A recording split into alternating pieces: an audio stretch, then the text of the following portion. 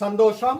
உடல் எடையை சீராக வைத்துக் கொள்வதற்கான 8ஆம் நிலை ஆசனம் அர்த்தகாதி சக்கராசனம்.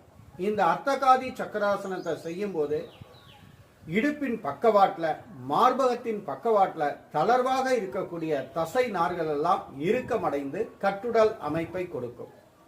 2 காலையும் அகட்டி வச்சுக்கணும். இடது கையை மேல தூக்கிக்கணும், வலது கையை கீழே வச்சுக்கணும். அப்படியே வலது பக்கம் மெதுவா பாடியை ஸ்ட்ரைட் லைன்ல டில்ட் பண்ணணும். ஒரு 3 தடவை மூச்சு இழுத்து விடணும்.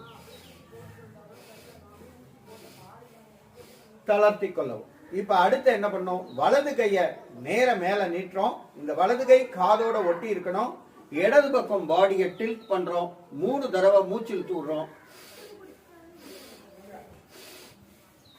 தளர்த்தி கொள்ளவும்.